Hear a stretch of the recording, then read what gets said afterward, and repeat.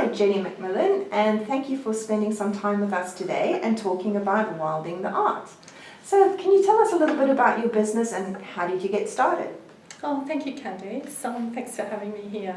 My business as such is a relatively new idea of the Wilding the Art. It's workshops relating to creative activities, art, mark making, movement that I'm doing. But it's really been a very long process of getting here because I've been an artist all my life and haven't really had a regular job as such. So everything that I've done has been in the creative sphere. And it's an accumulation of all the things that I've been doing and the life I've lived. So you've worked both in Australia and you've worked overseas. Can you tell us a bit about the experience of working in France? Working in France was absolutely amazing because artists are really respected there. So I exhibited quite a lot there. I painted a lot and materials are tax-free, so I could actually use materials without having that block that this is something very expensive and precious. So I worked very consistently in that time. And what else is different between working over there as opposed to working in Australia? The joie de vivre. I don't know, I think there's something about being a foreigner that for me it opened the heart, and I find France and Europe quite delightful, but I'm very much entrenched in Australia too. This is an amazing country to be in this time of life. But I think that there really is something about being a stranger, because Europeans come to Australia and say the same, that they feel an incredible freedom.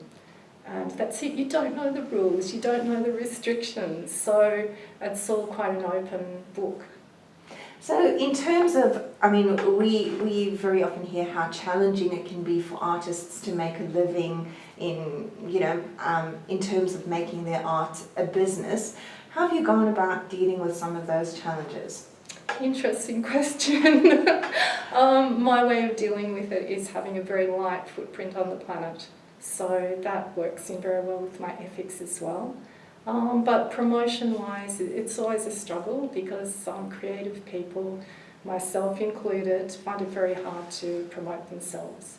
So it really has just been a matter of people discovering me in many, many ways, for having really a consistent urge to want to create. So I keep working away, and then I find little avenues where I can expose my work. I found it very welcoming in France. That's one reason why I feel very endeared to that country, because it has a great respect for artists. I lived in the country, so I was living with people who'd gone to school till maybe the age of 14 or 15. And I did meet a lot of expats as well, and then there's the art scene, but very uneducated people still have a lot of respect for artists. And yet, for me, it's been quite a struggle in Australia to have recognition. So, I don't know, I guess I just keep, really my prime motivation is to create my work, and then hopefully the other things follow.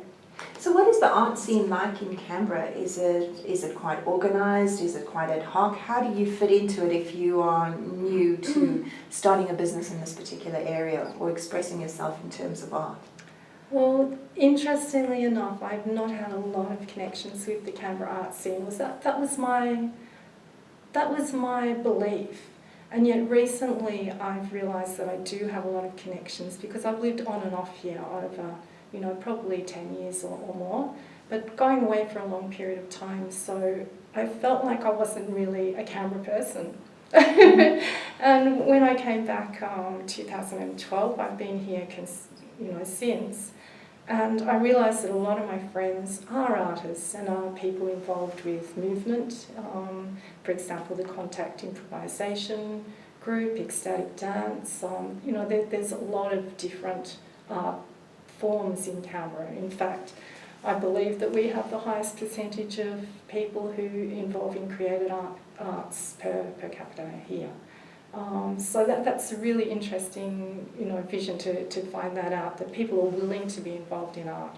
So we're a community who does appreciate and does participate in arts, which is absolutely fabulous. And yes, I'm finding now that I'm actually starting an official business, which is a very recent thing, that, yes, I'm getting a lot of support from people.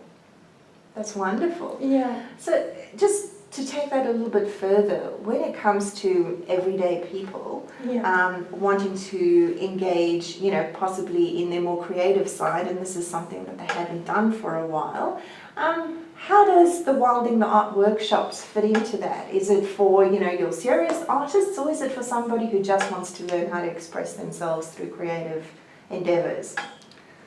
I'm hoping that Wilding the Art is for a lot of people, for people who have blocks with their creativity, who may have been working in their art practice for a long time, but also it's something that a complete beginner can do, because it's just taking people through a process of letting go a lot of their patterns in effect. And my process to do that, I can lead them through a series of exercises. And it's not about thinking that someone can create something, it's actually more about getting that mind-body connection going, which we all have, it's innate. So when people start thinking too much, it's possible to do anything. And that's what I believe, that in 3 hours I've had a couple of workshop practices already, and we've had people ending up drawing and dancing at the same time and having so much fun in the process. So what can somebody expect from the workshops? What will they do? Well, they'll work in groups. We'll do a little bit of journaling, so just thinking about the process of what's brought them to the workshop and perhaps their expectations. So a little induction and just people grounding into how they're feeling about themselves. No pressure, a safe environment. And then working with groups, and we're going to draw using the materials in a way that people normally wouldn't do them. So I'm looking at broad brushes and negative spaces, and you know, even drawing on other people's work. So this is really about letting go and just following the direction to look at things in a different way. Yeah. And how important do you think it is, this ability to let go of the way that you normally do things and experience something that gets you to think completely outside of the box and see the world in a different way? Do you think that going through a workshop like this applies, you know, you'll take the learnings to other areas of your life? I believe that. I was very much inspired by William Deutsch, The Brain That Changes Itself, because it's the new field of neuroscience where we find that we can remap our brains, we can look into areas that we haven't looked to. We're not static, we can actually learn anything at any time of our life. And when I read that, I found that it just was an amazing idea, and I think that it's appropriate to anyone at any time. I'm really, really excited about life. I love the opportunities that I allow myself to take. And a lot of people have asked me to share that, so that's the point of view that I'm coming from. Hopefully I've got something that I can transfer to people. Just, you know, if people start using the right side of the brain and allowing that creativity, it really does affect how people react in their other parts of life. Many people feel stuck in their jobs, and it's something that really society tells us that we need to have certain obligations. And of course, it's true in many cases, people have, you know, families and mortgages, but in the process it's possible to lose something that's really joyful that then extends out to friends and family. So if we're allowing this right brain activity to be opened up, it's there already, we just have to access it. And was there any specific inspiration that made you decide that this was the right time, the right place for these particular workshops? Oh goodness, I think it's something that's been happening for a few years. When I lived in France, of all things, I was walking donkeys with a friend who started up a business, and she wanted to walk them, and I did the advertising for her. We went out to markets and took the donkeys, and we had all these people coming wanting to walk them around the countryside. It was absolutely beautiful. And then I was thinking, hey, you know, if we did this business, well, what about in the winter? You're not going to walk donkeys. Like, if you create a space, you can create workshops that people come to. So that was about 2010. I had a really distinct idea about creating, you know, workshops for people. And I think that probably built on all the different experiences that I've had as a multidisciplinary artist over the years. So I came back and it just slowly germinated and just seemed the right time to do it. And any plans for the future? My plans for the future are really just to get the wilding going on, and I'm sure to go back to France again at some point. And if somebody wants to find out more about the workshops, where do they go? They can go to my website. I have Jeni McMillan on Facebook, but I also have a WordPress site, jenimcmillan.wordpress.com. .com, is it? No, it's not even .com, whatever. Yeah, but they can find me, I guess. Yeah. Thank you so much for spending some time with us today, Jeni, and all the best for the upcoming workshops. Thanks, Candice.